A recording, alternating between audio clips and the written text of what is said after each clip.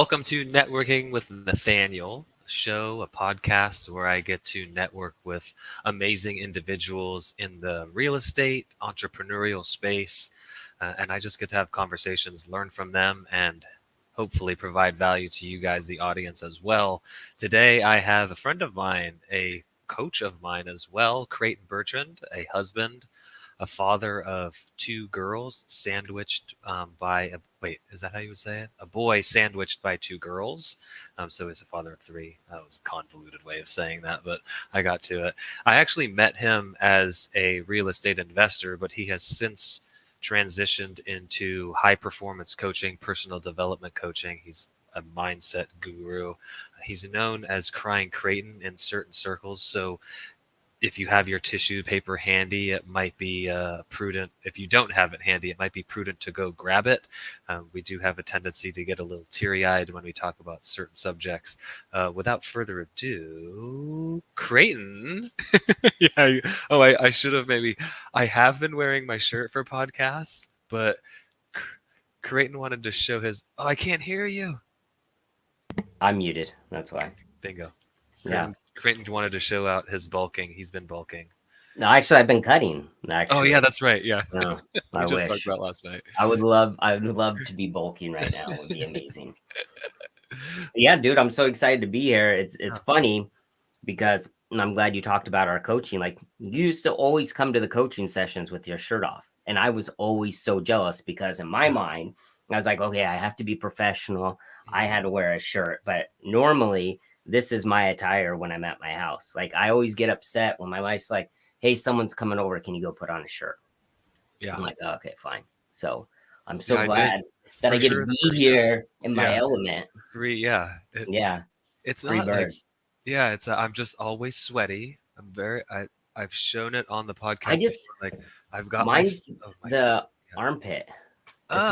It's not heat for me. Okay. I mean, I don't like to. I mean, if I'm at the gym or if I'm playing soccer or doing a sport, like, yeah, I'm all for sweating. Yeah. But like regular existence, I don't prefer to sweat. But for me, like, I mean, my chest and my back are pretty decent size for me being smaller. Yeah. So like, if I get a shirt that fits my torso, it's like so tight up in my armpits and around my chest. So like, I feel like I can't even take full breaths. So. Interesting. And then if I go bigger, then the shirt goes like way too far down. So I need the medium shirt. Medium, yeah. Yeah. That's funny you mentioned the big, like, I showed a picture last night of me as a baby, right? And my mom holding me as a baby. I also have a picture of me, and it's got to be like senior year of high school. And that was 1990, 99, 2000, when everything was just super baggy and ridiculous looking. Yeah.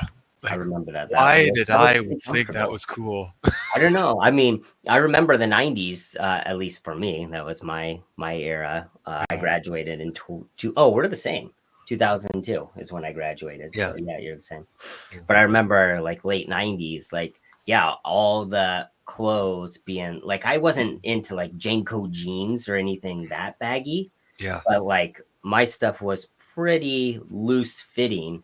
And I remember, because it's funny, because like I feel like jeans material was so stiff, I could not stand wearing jeans. So what I did is I just had tons and tons of parachute pants. I don't know if you remember those. The MC Hammer ones? No, not necessarily that, but like that, like parachute type material. But it was like a pant. So I had like orange, I had red, I had all the like rainbow color.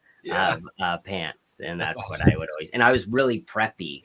I wish I had some pictures I would show, but like I was the typical 90, like I had frosted tips. I had preppy shirts with like collar zip up on some of them, and these parachute pants. Nice. So home improvement. Yeah. Oh, nailed it. Like if you go back and look at JTT, for anyone who doesn't know Jonathan Taylor Thomas, like he was my idol because I had 5 sisters growing up. And so I just used them as a filter. They're like, oh, this is what looks good. This doesn't. And I was like, I got that. I can do that. So, where were you at in the Yeah, so I was the third oldest. So I have two sisters, then me, and then I have two sisters, and then I have my brother. So he's 7 years younger than me, and then I have my youngest sister. So there's Okay. us Oh total. wow. Yeah. So you have Yeah, a little tiny little family now. I know, right? Thank Yeah. you. Someone finally understands. Maybe we can pass that over to my wife. But yeah, Is it? Uh-oh. yeah. No, I will not be any part of Like, that. what No. what was it that we were saying yesterday? I don't want to get Yeah. pregnant. I I don't want to don't get want a pregnant. third kid. I don't want a Yeah. third kid. Like, No, I'm fourth. I well, already have third. yeah. I'm going for 4 or 5 Yeah. or whatever. But yeah, she's done She's with not 3. interested. So Yeah. Well, yeah. she's like, yeah. But what is you're saying? Hey, start saying I don't want a fourth, and then it'll Yeah. happen. Like Yeah. to me, 3 is just starting. Like, okay, cool. We got this down now. So Yeah. See, to me now, three is going to be too many, but I no, you'll be no. Yeah. fine. Yeah. It's like it's so funny. And talking about crying already. Like yesterday, my youngest, she was, I don't know if anyone saw, go to my Instagram here and you can see my story from yesterday. And my daughter was like drawing all over my face because this is the last week of summer Okay. for the kids, summer vacation. So my wife had this amazing idea of Monday and Tuesday were daddy camp. So I just spent these last 2 days with my kids. And then Wednesday, Thursday, today and tomorrow are her mommy camp. And then Friday, Okay. we're going to do a family camp thing together. It's just that we all just hang out. Yeah. And then they go back to school. We just wanted to do something with them before school started. So anyway, so my day was the other day. We did some obstacle course and some other things that they always like to do. But my littlest was wanting to do face paint. So she was putting all these smiley faces all over my face. And just, man, like we were talking yesterday about being present.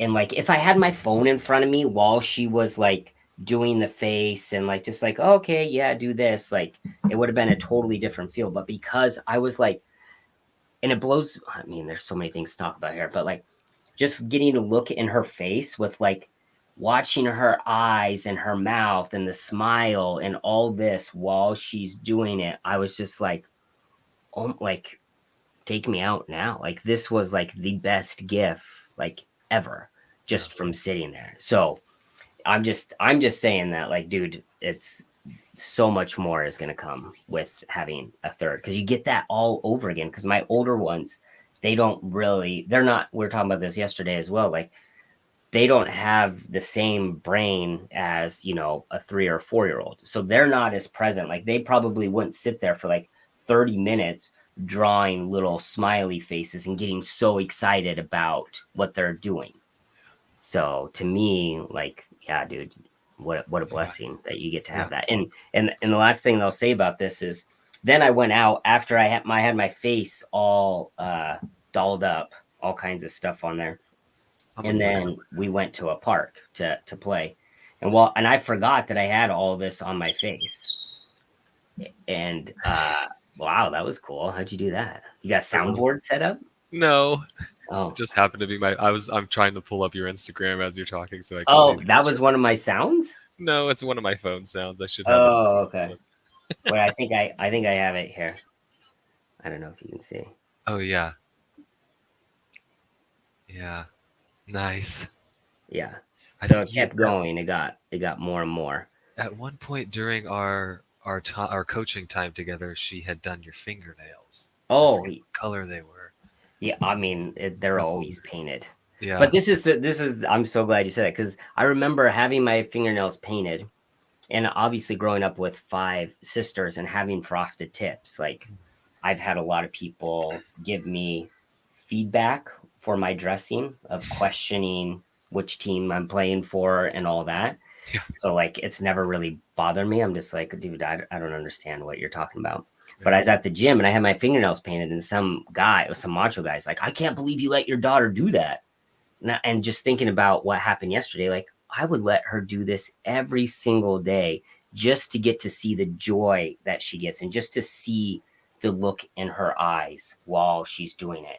And for Yeah. me, it's so fascinating because like, I mean, I understand that, and I don't know if people know this, but your eyes are really just an extension of your brain. Like it's actually brain matter that is what your eyes are. It's like connected straight to your brain. It's like the only part that's outside of your skull. So there's a lot of debate. Is it your brain? Is it not? But anyway, so like just watching her eyes, like looking inside of her pupil and like seeing into the blacks while she was doing it was like I was just like trying to see into her soul and was just like, oh my gosh, this is just so amazing. Yeah. So, I like you shared something last night that was Robert. You had talked about with Robert. okay. Just about going outside and being present in with the birds and things like that. And it touched me because that's something that I really value. During most mornings, I get to go outside. I walk with the kids, and it hit me because it's something that I do not probably often enough with them, but just, hey boys, just be quiet right now, because listen, you can hear the birds chirping. You look at the beautiful. It's really blue right now. Look how beautiful the blue is with the white clouds in the background. Let's just take a moment and stand here for a second and be grateful for this and be appreciative of it. And then because we had talked about it, I was primed for that this morning. And so, noticing it on our walk, like, oh, the birds are chirping. I like to say, the birds are just happy. Hey, we made it through another night. Like, hey, everybody, we're here. Yeah. Right? Where are the worms at? And the seeds and stuff. Yeah. So they're just all excited. Yeah. I love that. Yeah, it's funny because my kids, and like these are the things that mean so much. Actually, I have a couple of things to say about this. My wife, I think it's so interesting to ask like to get people to see what they think about you. So anyway, so my kids and I are always driving. I love to take them to school, and I use love with quotations. Like I love it, but it's annoying. Like, but I don't never regret it. I never take them to school. Like, man, I really wish I would have been doing something else, but it's kind of a pain to change your schedule and to get them. But every time we go to work or go to school, we drive by, and we live at this amazing place in Seattle that you can see the ocean, you can see the water, and on the other side is the mountains. So it's just like this insane, surreal scene. And anyway, every time I drive, I'm always like, oh my gosh, it's such a beautiful day. It's such a beautiful day. It's such a beautiful day. And now when we drive by and my kids will see like mountains or something, like, oh my gosh, Dad, did you see how beautiful that is? I'm like, I know, right? And this was one thing that I posted before is we're driving to school one day, and I was like, do you know what day it is? And they're like, yeah, Dad, we know. And I'm like, what? And they're like, you're going to say it's an amazing day. And I'm like, well, it is an amazing day. And they're like, Dad, it's raining. You say that every day, whether it's raining or it's sunny, you always say it's an amazing day. And I was like, oh my gosh, thank you. Like, because I want to be that for other people, for them to see the beauty in every single day, regardless of what the weather's like. So that was pretty special when the thing that people make fun of you is what you really are trying to live for. And my wife and I were just on a hike, and we went through. We did one of these meditations, right? Didn't we go through that what I call the casket meditation in our coaching? Yeah. That was a cry. That was maybe our first crier. Yeah, that was my first cry. That was my first crying with Creighton moment. Yeah. So you know how I ask, and I don't want to go into it because in case anyone ever wants to do it, I don't want to spoil it. But like one of the things is like, okay, how does your wife see you? Like, what is it?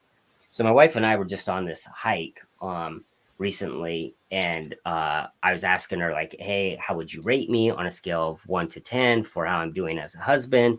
Just because I wanted feedback. And then she told me, and then we did it. We switched it. And then we went through this thing. I think I got it from Dan Martell, I want to say. Maybe, I'm not sure. But it was going and telling someone, how do you see them? And I think it was Dan. But he was talking about, like, he does this for his kids. Like, he'd be like, hey, Nathaniel, can I tell you about you? And then you're like, yeah, what the hell do you want to say? And I'm like, oh, my gosh, you're, like, such an amazing husband. You're such an amazing father. You're so kind. You're so caring. Like, you talk about that person, like how you see that person. And I was like, oh my gosh, what a beautiful gift to give to people. And I think so many of us, we think these things, but we're not constantly telling and letting other people know. And most of us in our head, we're so confused and we're so lost. We're like, okay, am I being good enough? Am I this? So like for anyone out there that is watching this, please, anytime you have a thought, whether you're connected to spiritual stuff or not and believe that's intuition or connection, like go off of that, because there's a million things, infinite things that you could be thinking about at that moment in time. And at that moment in time, you're thinking about your friend, or you're thinking about how kind they are. You're thinking about how much you love your spouse or their eyes or whatever. So like, go with that. Like you're never going to regret giving that person the compliment, or even if it's weird of like, hey, Nathaniel, like you have really nice eyes. I don't know if I told you that lately. Like, okay, that's kind of weird. Okay, cool. But I just wanted to share. You can throw it away. It doesn't matter. Let's move on. So anyway, I think that's so important for us to do that. But we're walking and I tell my wife how amazing she was and all this. And then she goes, can I tell you about you? Crying. And it's like, yeah, sure, go for it. And she goes, you're the most loving person that I know. And I was like, oh my God. Like I just stopped and I started to cry. And she goes, oh wow, like why are you crying? And I go, that's something that I tell myself every single day, that's all I want, is I want to be loved for myself and for everybody else. So for her to see it, notice it, and let me know that, like, it was like back to kind of like with my daughter, like, okay, game over. Like, Yeah. I've done it. Like, this is so amazing. And I told her, because again, anytime I have something on my mind, like I want to share it, is I let her know, like, oh my gosh, thank you so much for sharing that. I would have went my whole life not knowing that that's what you saw and that's what you thought, and thinking that I'm still not enough and all these things. So like, I'm so grateful that you shared this now rather than when I'm dead and I didn't get to hear it out of your mouth. Like, thank you so much. Like, this is the best gift that you've ever given me. Yeah. And she's like, wow, you're crazy. And I'm like, yeah, well, you know that. So yeah. I should have maybe prefaced at the beginning of this that this was not going to be like a typical networking with Nathaniel. I know you. Oh, sorry. Well, no. That's how we do. A lot of the time, or all the other episodes, it's like, hey, what are you working on? Oh, okay. Right, that kind of stuff. And so I think that the people that are joining us here know you kind of already and know what they're getting into. do Yeah. they? Did Yeah. you know? Did you know what you were getting to when we did coaching? You're just like, oh yeah, like this guy's gonna help me be harder and push myself and all this. And then you're like, dude, why are we crying? Like, Yeah, no, that aspect I didn't. The yeah. crying aspect and the breaking those things down and that's something that you had said before, or I asked, what is it that what are the things that you would like to plug or like, bring up specifically? And you said, well, I don't really have that. It's not easy for me to quantify what happens in my program. I can't say, if you come into my creating change, is it still creating change? Yeah. Yeah. Okay. If you come into creating change, I'm going to get you to $10,000 a month, or I'm going to get you 10 properties by the end of the year, because that's not the way it works, right? And that's something that I took away from our time together, and it didn't take very long to realize that what we were doing was not a 16-week thing. It was it 16 or 12 weeks? 12. 12 weeks, yeah. Yeah. It ended up being like 15 though, because we took a break or something. Yeah. Like this is lifetime now. All the things that we did together are still things that I do every day. Maybe not every day, but every week, right? Like, and Brittany and I do together to take stock in quarterly. Hey, where are we at? Is this where we want to be? Is this what we want to be working on? These types of things, and that way, if not, we can make little changes and go get even further and further towards what our ideals are and things like that. So I think that for anybody out there that's like, I would go back and do it again 100 times over. It would maybe be super redundant, especially, but there's always something new. And Oh yeah. I wanted to go back though to what we were talking about, because there was this quote, and it was in a book that I read, and it might be the compound effect. Okay.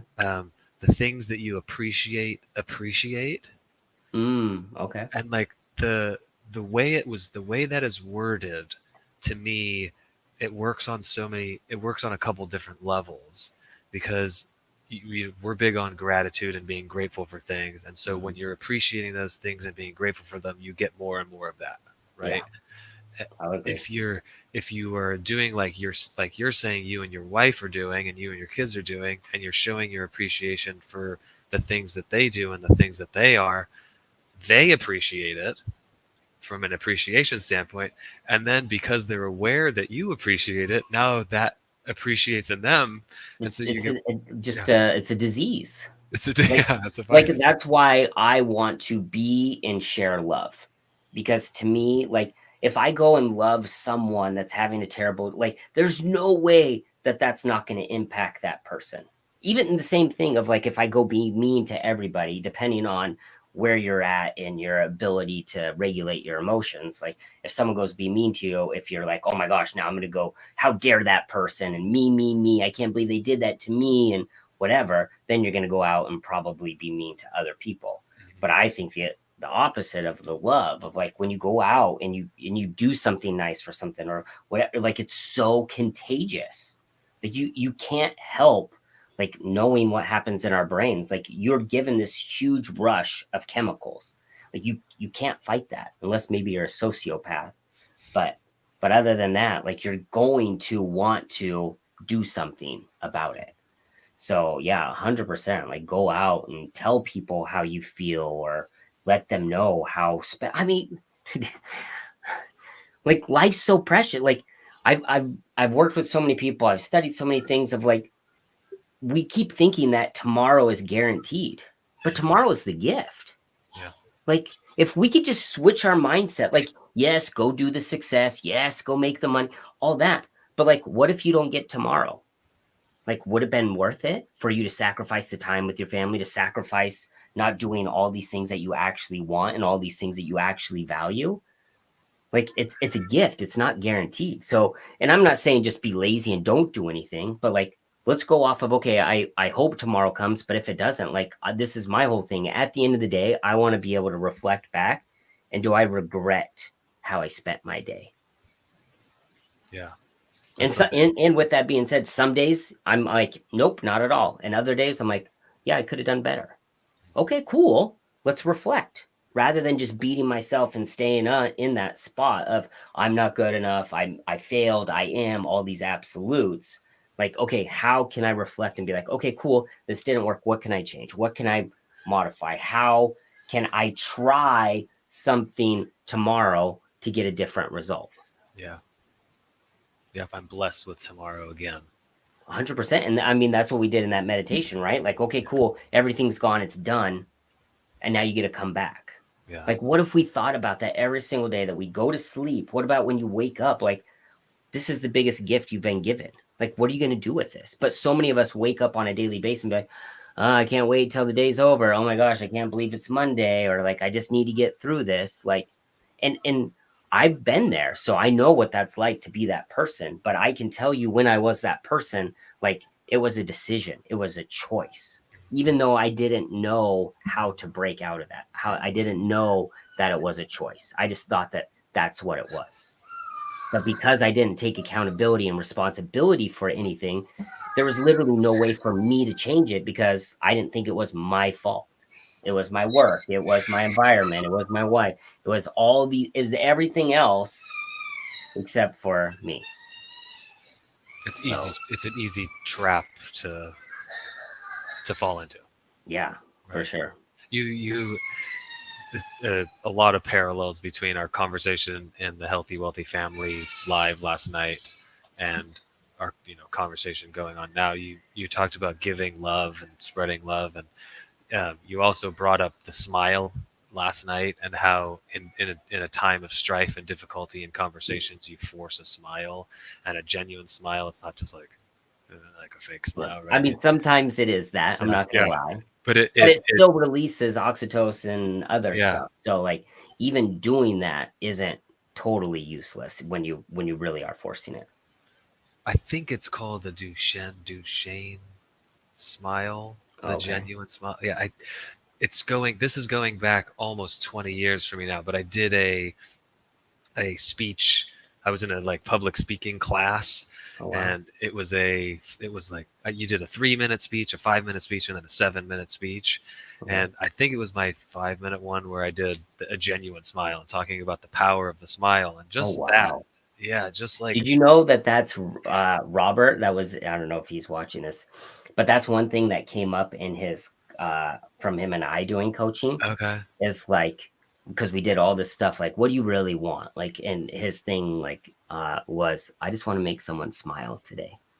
And Mm, if you see on Roberts, he actually made that into a sign and he has it behind himself that like, dude, that's his goal on a daily basis. Like, yeah. I just want to make someone smile. Like, and if you make it that simple, like that, how could you regret the day? How could you regret the day if you go out and impact someone or make someone like, would you ever be, oh my gosh, I wish I didn't go out of my way to help that person. Oh my gosh, I didn't go out of my way to make that person happy. Like, Yeah. oh my gosh, yeah. I don't it's hard for me now being I've lived in the South now for 6 years.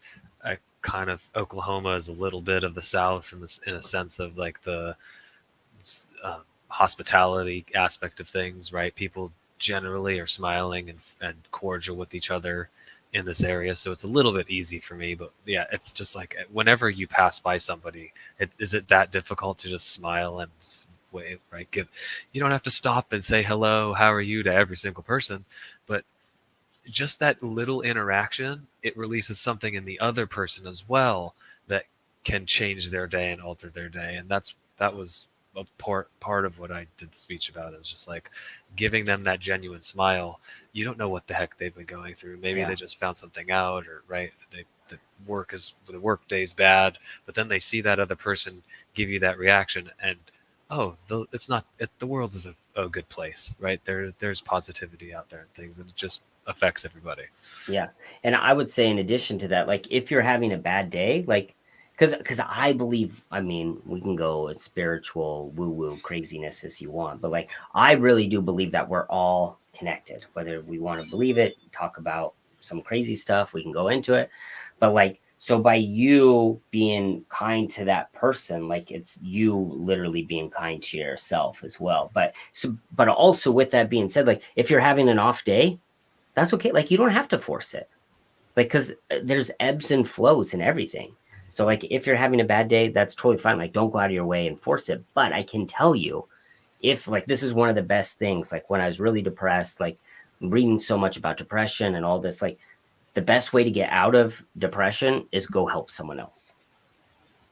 Mm. So like if you're feeling down, feeling it, and you don't feel like it, and this is, I mean, we can go into this as well. Like this is everything in life. Like, I don't always feel like being loved to everybody. I don't always feel like going to the gym. I don't always feel like doing all these things.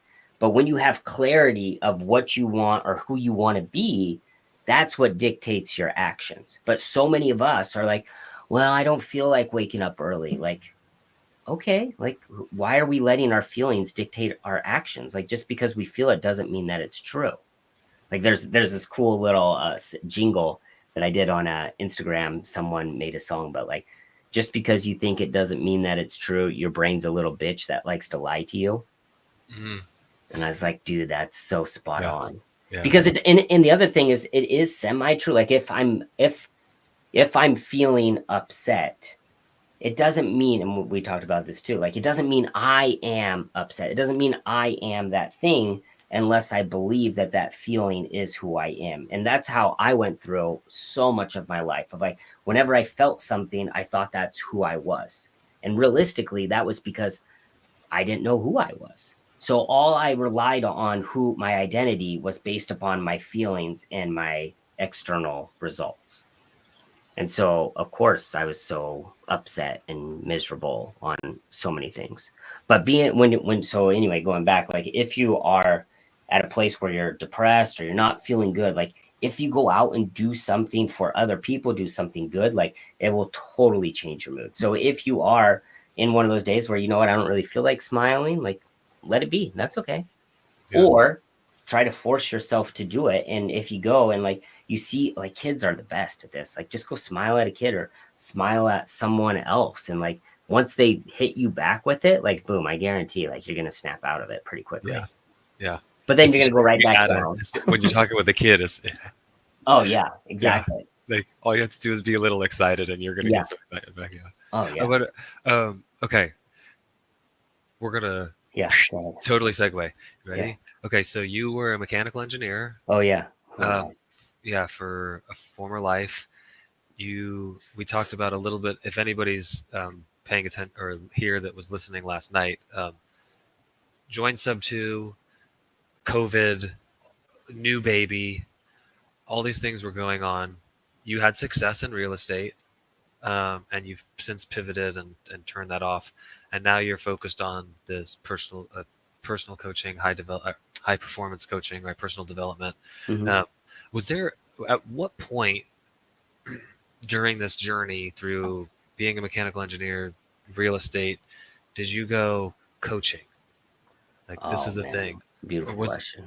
Was it kind of always there? Or? It was always there, yeah. I mean, ever since I was a kid. And I think it's because I didn't have a troubled upbringing or anything, but like I just was so intense. I had so much feelings, but the only feeling I knew was like anger, frustration, all those. Like I wasn't aware of all these other feelings. I didn't know how to like hone in on those. So growing up, like I was pretty angry. I had temper tantrums, all that. And I think that's a really good indicator. If you're a kid or someone who has like a lot of temper tantrum, like you just have an emotional child. Like, it's not a bad thing. It's just, but they have to learn. And my daughter is the exact same way. She's this firecracker and all this. Like, she has so much emotion. But my job as a father is to help coach her to how can she coexist with this thing. It's no different than like if she was born in 7 feet tall. Like, okay, you're 7 feet tall. Like, how are you going to exist with this? Like, okay, when you go in a door, you're going to have to dunk. Like, I don't, and yeah, so I have a hard time with these people like, oh, my kid's this, like, cool, like, help them. Like, that's who they are. Like, help them cope and learn how to turn it on and how to turn it off. Because to me, I feel like with this crazy emotional response I have to things now, like, it's a superpower. Like, if I can know how to control it instead of it controlling me. So, hey, Shanna. I forgot that I could put these up here. Journey's has been here for an hour at this point.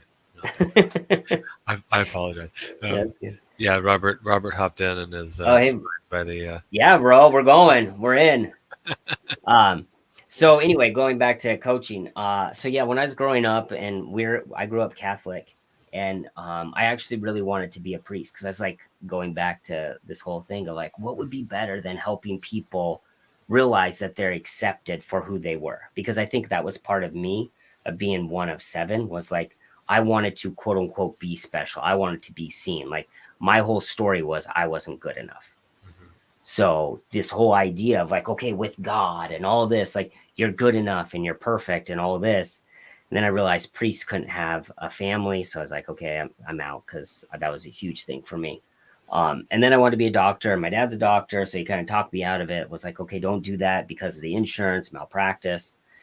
I was like, oh yeah, that doesn't sound fun at all. Yeah. And he's like, yeah, no one really appreciate. Like he goes, you'll help someone save their life, and then you don't hear from them until they're sick again.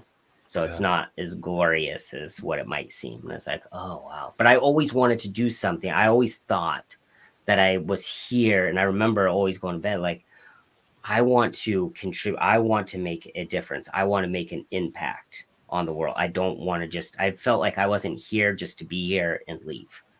So then I wanted to get into prosthetics. So that's why I went to school for engineering, was prosthetic engineering, did mechanical.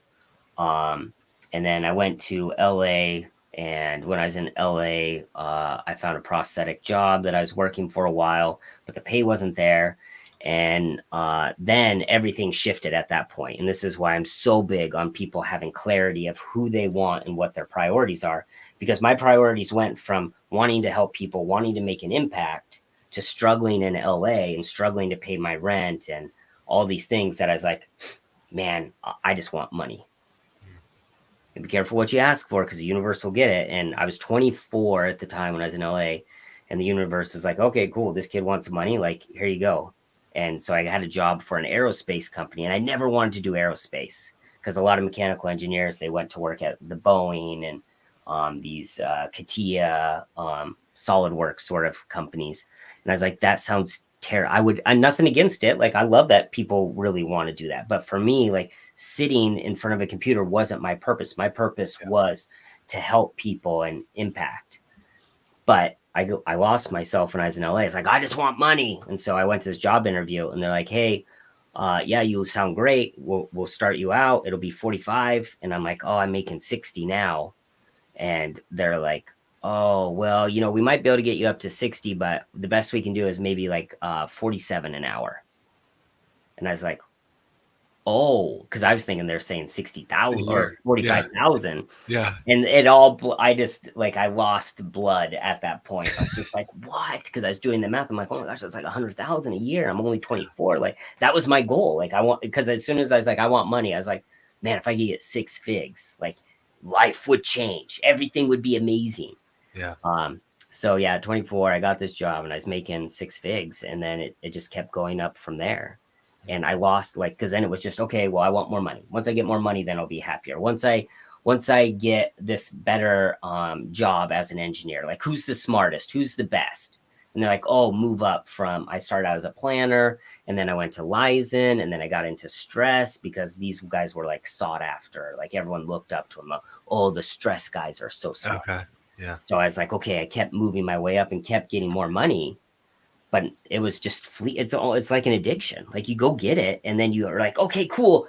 Now what? Yeah. Because I wasn't able to really appreciate it, and it wasn't really what I wanted. I was only doing it for the result. I wasn't doing it for the journey. I didn't like the journey.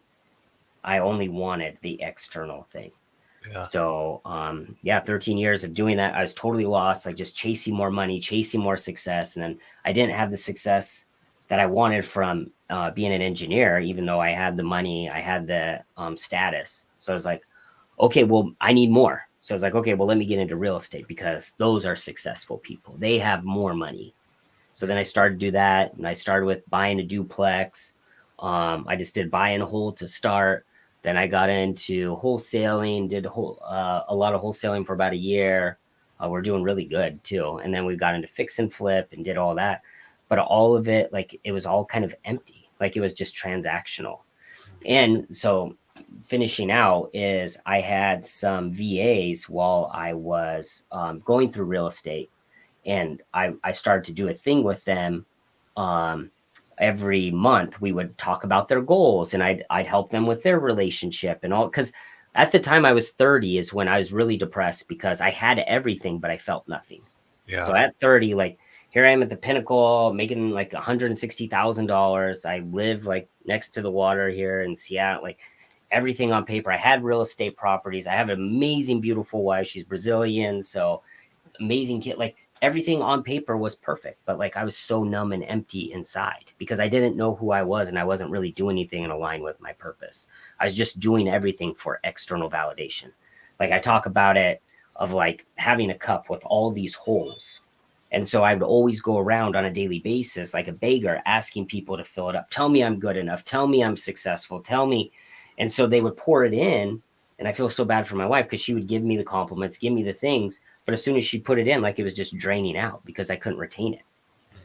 And so I was just this beggar going around, and I needed all these things just to feel like I was good enough. And so I was helping out these VAs with the same stuff that I'd been reading about self-development and all this stuff for like 10 years. So I started to do some of it with them. And while I was doing it, they're like, Creighton, why don't you do this? I was like, do what? Because the only coach I knew of was like Tony Robbins. Yeah. And even him, I was like, that guy's kind of weird. Like, he's a nut. Like, as an engineer, like, that doesn't make sense. I was like, that's the silliest thing. Like, you're just telling people about themselves. Like, people don't want that. Like, that's weird. But my VA started telling me, like, why don't you do this? You're so good. And I'm like, I don't know. Like, thank you. Like, I appreciate that. And then while I was at my job, like, so many people came in and they were asking me about real estate and in my little cube area. And so, like, I'd coach and help all these people. Like, help them get their first property, and that they were out buying, holding, and doing all the stuff I was telling them. And so many of them quit. And it wasn't until, so all these things were kind of being planted, and I didn't like my job at all, even though I was making a lot of money, that I went to this meditation retreat, which again, I thought was really crazy. I was like, this is weird. Like, I don't believe in the woo woo. I wasn't really spiritual at all throughout my 30s, because I just, after I wanted to be a priest and then I wasn't, I just kind of stopped with all that spiritual stuff. I kind of went through the motions, but I wasn't going to church. I wasn't practicing anything. And then one of our friends was like, hey, I'm going to go to this meditation retreat. Do you guys want to go? My wife and I. And I was like, sounds kind of weird. Like, I don't like to sit. Like, it was so hard for me to meditate. I was like, that sounds like the worst thing in the world. Yeah. And I don't remember what it was. Oh, I think that I thought maybe there'd be like some yoga or some fitness stuff there.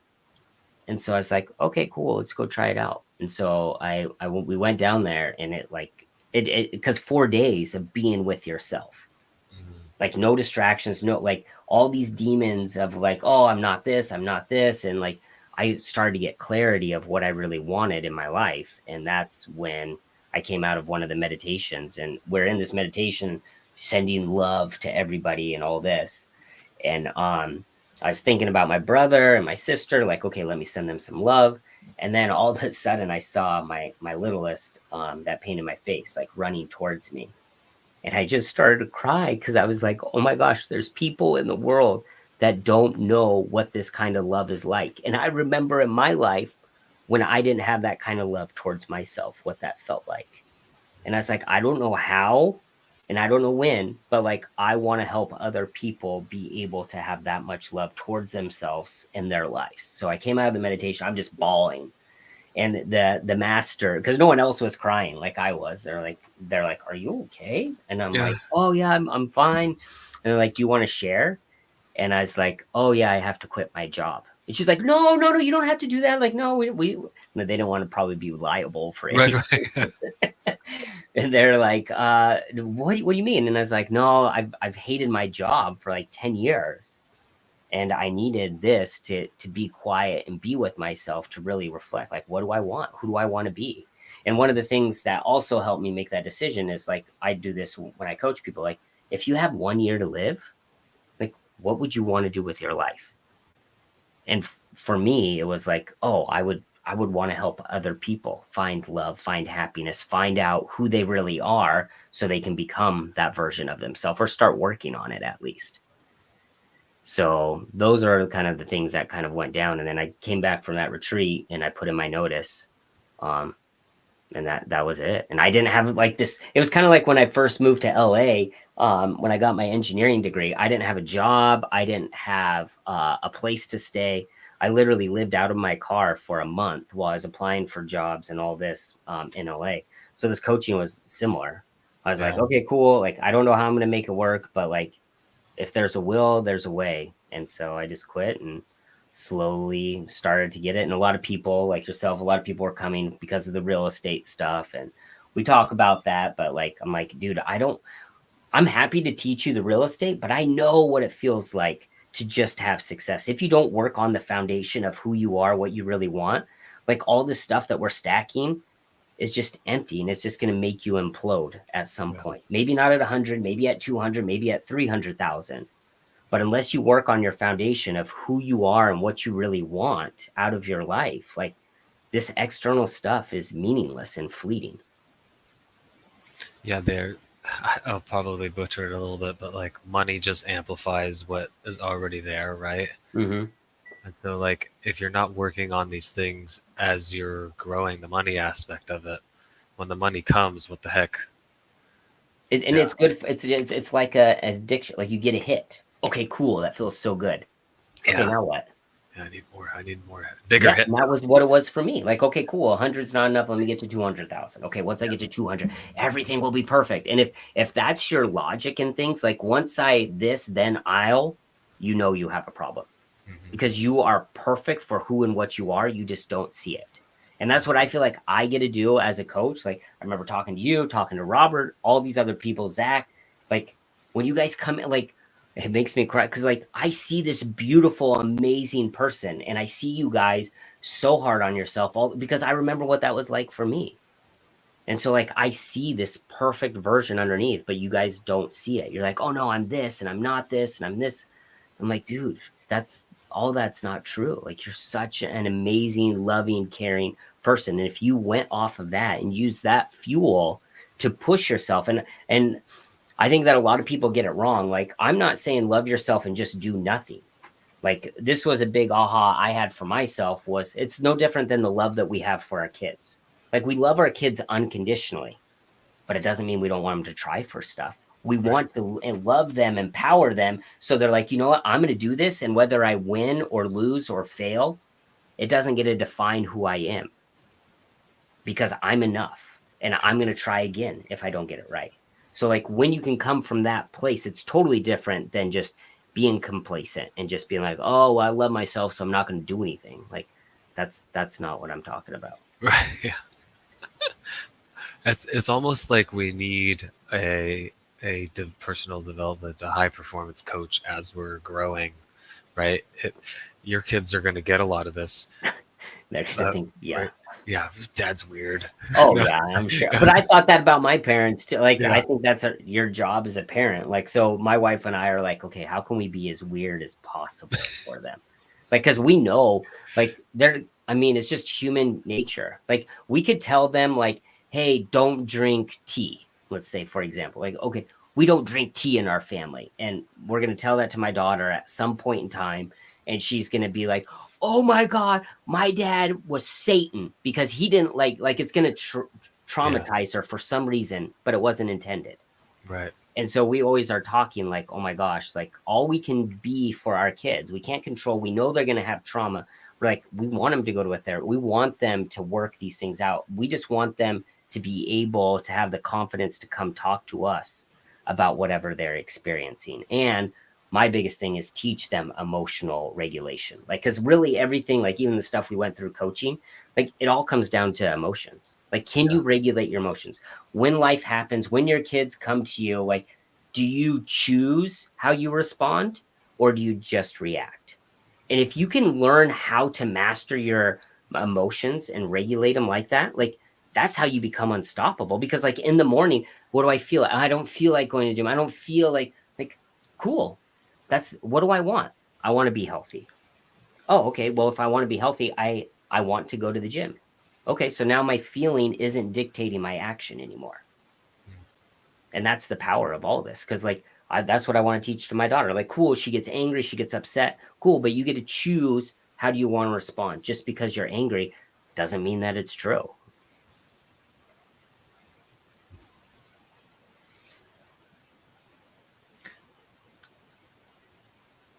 We have 10 minutes left. Yeah, go for it. Well, I'm gonna. So this is Creighton doesn't have a way to plug himself program on here, so I want to do it for you in a sense. There's people watching live right now, some of which have been through it, as myself and Zach Bush have, and Robert has, and others that haven't. And this, in a sense, what you've seen over the past 40 minutes-ish is it. It's diving into all these little things that we do on a daily basis that we can improve and iterate on. It's maybe not as it's not as just random as this. There is a ebb and flow to the program. There is a framework, yeah. Yeah, there's a the engineering still is there. Like yeah, I've orchestrated it. That makes right. sense. Yeah. And it is like there is work to be done every week, right? There's things that you go home and you do, and you sit on and you reflect on, and you come back and you talk about the next week. It's not just like, hey, let me go meet with Creighton for an hour each week. Wait, it was more than an hour, huh? It was an hour. They're supposed to be about an hour. Yeah. Some are longer. Depends on what. Long enough now. Yeah. And you had mentioned that I was doing them originally here with my shirt off. But the internet that we had at the time, which that's right. Yeah, you had to go to the library. I ended up going to the library, and it wasn't appropriate to be shirtless at the library. Yeah. But yeah, like it's not a. This is my. I want to get to this 10 figures, $10,000 a month, and like Creighton's going to be able to get me there in 12 weeks. Like, that's not the way this works, right? This is an ongoing process, and you're learning skills that like he's setting you up for being able to go out and do these things yourself, essentially, right? And I wouldn't be on the path that I'm on, and I wouldn't have gone into the next coaching program if it wasn't for what we did together and what you did with Brittany, and right, we all did as a group, basically. Like I think you had mentioned it last night. Like, it's crazy that you just went with you just went into Jesse's coaching program so quickly after. Like, no, it's not. If you were in our shoes, it wasn't crazy at all. We made so much personal progress there with you. It's like, where can we now go spend some money and learn something new, right? We got so much value out of what our time together. Towards the end of the year last year, we were both talking about it. Like, who can we go give money to learn from now? And I love that, because I think, it's all a value exchange. What skills do you want to acquire? And I would say this, like, if you find yourself jumping from one program to the next, but you're not implementing things, like when are you going to realize, like, what's the common denominator? It's yourself. And we're talking about this the other day, and so I'll throw the quote out, like, to know and not to do is to not truly know. So like, if you know all these things but you're not doing it, like, it's not the things, it's literally you. So like, you have to figure out, what are your limiting beliefs? Like, what are your thoughts? How are you responding to things? Are you just reacting to everything in your life? Are you letting yourself stay stuck? And so that's what I love helping people. I love to help people see themselves for who they are and create a vision of themselves that they actually want to be, so that they can go dominate literally anything in your life. Like, if you know how to regulate your emotions, how you self-sabotage yourself, like, oh, I know I'm supposed to go to the gym, but these are my behavioral patterns. This is how I'm not able to be consistent. Like, cool. Like, let's identify those. Like, I know so much about myself. And to me, like, the way that I'm approaching, like, learning about myself, like, it's a mastery. Like, it's not something that I'm ever going to get to the end. Right. Like, the self-discovery, self-improvement, or literally life, is infinite. It goes on until you're gone. Like, and so I think that this is what a lot of people think. Like, okay, cool, I'm going to get to this and then I'll be done. Like, no, you're missing it. Like, you need to love the process of figuring out who you are, what you really want. And so, like, I'm always, like, in my mind thinking, like, okay, am I doing the things that I want to do? And I could tell you, a year ago, I wasn't the version that I am now. Like, the stuff I was doing a year ago wasn't as aligned with the version that I am for love. So, like, I remember someone asking me, because I just turned 40, they're like, oh, doesn't it suck having your birthday? And I'm just like, you know what? Like, I remember all through my 30s, like, just regretting it. Like, oh my gosh, I can't believe I'm a year older. But because all throughout my 30s, I wasn't really growing. Because once you start to grow, like, I'm so excited to see who I'm going to be at 41. And the version at 42, that mother is going to be next level. And the version of myself at 50, I would give anything to be able to go hug that person. So, like, no, I'm not upset about growing. Like, I'm just so excited about who I'm becoming, who I'm showing up as on a daily basis. I love it. Yeah, this is a process. This is like, it's so cliche, but like, it's not the destination, it's the journey. And, it is. Right. And you should be doing that with everything in your life. If anything in your life, you're only fixated on the destination, like, once I get to the money, then I'll be, once I get the job, then once I this, then I'll, like, stop. Yeah. Because if you don't love the journey to the destination, there's something else out there that you actually would love the journey. Like, I can tell you, like, as an engineer, like, the only reason I did engineering is because they paid me money. If they stopped paying me money, I would have stopped that journey. So it was only about the destination. And the coolest thing is, this is another aha I had, is someone at work, like, he loved his job. He's like, oh my gosh, did you read the steel manual this week? And I'm like, why would I ever read that? Like I'm reading like all about motivational interviewing and changing your brain and underwriting anxiety and self-compassion. Like these are the books I'm reading. And I was like, oh my gosh, this is so crazy. This guy is literally doing what he loves. And so if he's doing that, like there's something else out there that I love where I could enjoy the journey, not just the destination. Yeah, So that's what I literally just before we got on this, we're going under contract on a property, and the yeah, thank you. Super nervous about it. It's very, very nervous because it's the biggest thing we've done so far, right? It's something, yeah, and so it's like, and if you fail, what happens next? Learn a bunch of stuff that I didn't know already, right? 100%, yeah. Yeah, and no one's gonna take your life. The old me would have maybe clammed up and like, it can't be done. We can't do it. It's not possible. No, wait. How do we give our best foot forward? How do we figure this thing out? Right? What would a year from now me be doing today that would make this thing successful? All those little things. Everybody's putting comments here.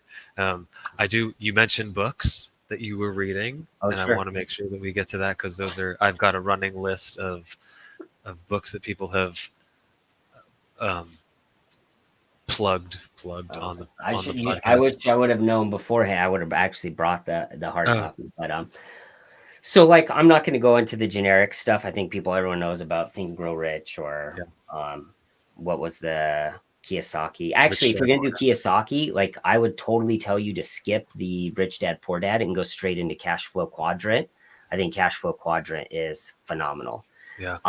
So as far as Napoleon Hill, though, one of my top recommendations is Outwitting the Devil. Phenomenal book. Yeah. Phenomenal. It's all about finding your purpose and what life is like if you don't know your purpose. The next one about love, like if you really want to figure out, and I'm not here for religion. Like I don't really care about religion. Like my whole thing is just love everyone the same way you'd want to love yourself. So a book that was really good for me on that was Living Tao. Tao. Yeah. I'm assuming it's Taoism. Yeah. Okay. It's really, really Ilchi Lee, I think is the writer. It was one like, oh my gosh, this is amazing. Whoops. I don't know. Can you still hear me? Mm-hmm. You can? Yeah. Okay. I think I lost audio from you. Oh wait, my wife switched output. Wait. Okay, there we go. Remotely? There we go. Okay. Sorry. Sure. She grabbed her AirPods, so it connected to this computer. Okay. All of a sudden we hear her singing. Yeah. Or yelling at the kids. It would be more realistic. These guys say they're all Zen, but they're actually human and have emotions. Sit on the couch. Yeah. That's funny. It keeps doing it. I don't know how to stop it. That's funny. You might not be able to hear me right now, but I go to basketball typically. I can hear you. Yeah, it keeps going. That's fine. I can keep hearing you. It just might grab to hers. Okay. But yeah, you've been audio the whole time. Okay, cool. So Outwitting the Devil, Living Tao is phenomenal for love. For anyone that wants to figure out kind of regulating their emotions, like Self-Driven Child is a phenomenal parenting book. Okay. But the coolest thing, how you parent children is the same way you parent yourself and parent adults. Like that I mean, people always ask me like, cool, how are you so good at sales? How are you so good at communicating? It's like, because I've read so much about how to communicate with children, because that's literally all we are, is overgrown 7-8-year-olds that have trauma that we've never dealt with. So we have temper tantrums about everything in our lives. Is this that, what is it? The parent child. Oh, there's a third one. Dang. Inside of us. I don't know. Parent child. Yeah, fudge. Family? I don't know. No, there's like 3 personalities that are going on at any given time in our self. I don't know. Yeah, that's all right. Forget I said something. Okay. I was the iPod or the AirPod thing is we have a family Spotify, and so I'll be coming home from playing basketball on Wednesday mornings, which was something that Oh, we started. Yeah, what? You're still doing the thing that you actually enjoy? Because when we yeah, started, this guy yeah, was like, I just got to do hard things and I'm just pushing yeah. myself and all this. I'm like, dude, you have to find something that makes you happy. So what would you say to that person that's on that cycle of like how has it impacted you by playing basketball? Like just doing something for Nathaniel. It definitely like it breaks the week up really nicely for me. It gives me a time to just be. Basketball for me is especially when you're playing it, like there's nothing else going on. It's an opportunity to, in a sense, meditate because you just are playing basketball, right? I get that from snowboarding, you skiing, right? Or you can get it from other aspects other than just sitting there and meditating, right? And being like clearing your brain. It's a way that you're able to clear your brain. And I also have actually done a bunch of networking there as well. And so Right? we've gotten a deal from just going and talking about stuff, there. Yeah, it's Who pretty would cool. have thunk by Yeah, having fun and yeah, following things that bring you joy, you can yeah, actually, and this is what I try to tell people. I'm so glad you said that. Like people don't think like, oh my gosh, if I do that, then I'm not spending time in my business. I'm not spend, but like the time there is going to impact your business, whether you come back more energized or you might actually get business from the thing that you actually enjoy. yeah. Combination. Yeah, Crazy. yeah. Yeah. And I like So I love that. it's an opportunity for me to listen to. I listen to an audiobook on the way. Typically, I get my like reading in that way, and then we share the Spotify, and this is going back a while now at this point when I was still listening to podcasts, but I was listening to a Joe Rogan podcast, and Mm. they were talking. It wasn't a vulgar conversation, but this like 10 seconds was super vulgar. Mm. And Brittany was putting on some music for the kids on our Bluetooth speaker, and mine overtook it, and it was just like this Uh-huh. super vulgar, like Oh wow. and the priest took advantage of the. I'm gonna dumb it down, right? Took advantage of the Oh little wow. boys, like yeah, they were saying a joke, and it just got super. I'm like, okay, we need to figure something out Yeah. for that problem right now. So, Yeah. yeah. Um, I appreciate you being here, man. We're a few Dude, minutes over. I'm so grateful that I got to come on here without my shirt and just be Yeah, free. And this was I'm Creighton's sorry that idea. we didn't go into like real net, but like, I mean, to me, it's not about me. Like, it's about you. It's about everyone else. So, Well, that's I'm yeah. just so grateful to get to share the Or message.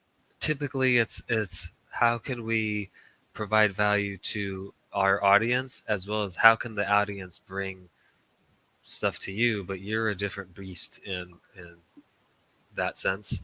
Yeah. That I mean, you're just if people have, I mean, I have properties here in Washington, Illinois, Alabama. If you have a deal, I mean, we can do a real estate plug. Like if you have a deal down in Mobile, Alabama, I'm looking for anything that's a duplex or more, that's value add and cash flow. In Illinois, probably no one's looking in the area I'm in, out around Bloomington, okay. in that vicinity within a couple hours if you have a property. Again, I'm only looking for stuff that's a value add, and cash flows. So if you have any of that, let me know. Oh, but also if anyone in here is a programmer, and you don't have to be the best programmer, but at least you know Python, or you just know how to use Chat GPT to write the code. Like I'm not here to judge. Like, but yeah, anyone that's really good at integrating stuff with Go High Level, I'm always looking to integrate some of that tech stuff. And I know how to do some of it, but again, like I know how to engineer, but I don't want to do it. Like it's not my Right. passion. So I would Yeah. love to find someone that actually is passionate about using AI and bridging that with like Go High Level. So if that's you, definitely reach out. I would love to talk to you about multiple business ideas that I have.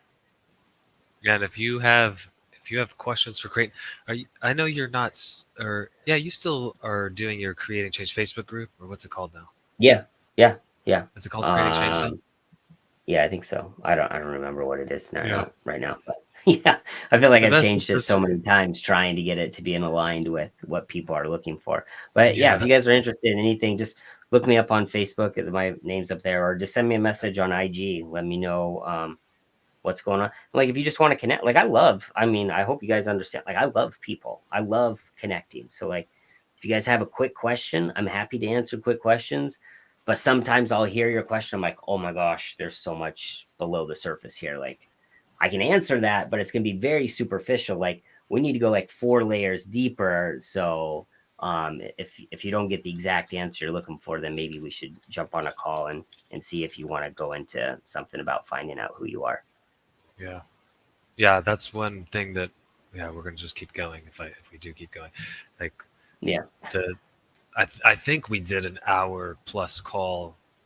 It was 7 o'clock, 7:30 or something like that. My time, the first time you and I spoke, and then it wasn't until maybe 3 or 5 months later when we were ready to make a change that I was like, Creighton, right? Yeah, Yeah. that was it. And that happens, and that's totally fine. Like, and what a beautiful way that it all turned out. And it always turns out. Like, Yeah, come on. yeah. Well, I'm gonna boot you off So, here. I appreciate you, brother. okay, perfect. Appreciate you, brother. Love you, man. Yeah, love you. That was Creighton. Um, what an amazing conversation that was. Again, different than our normal conversations here on networking with Nathaniel, but I knew that he would have a bunch of value to give, and we could have probably gone for another 3, 4 hours and just kept going and going and going. But he's got other things to do. He's got people to go help individually, one on one in his coaching program. So, again, if you guys want to reach out to him at Creighton.Bertrand on IG, the links will be in the show notes here. As always, Thursdays, noon Eastern time, I have the Helping Hands Hour. If you're trying to get unstuck in your business, if you want to talk about specific deals, you want to role play, whatever you really need, if you just want to come in and network, it's called Helping Hands Hour. We do it live Thursdays at noon Eastern time. Go to NathanielHovsepian.com. You can find the links there. Who do we have coming on next week? Kevin Cho is going to be joining us next week on Networking with Nathaniel. Wednesdays at noon. It was a pleasure, y'all.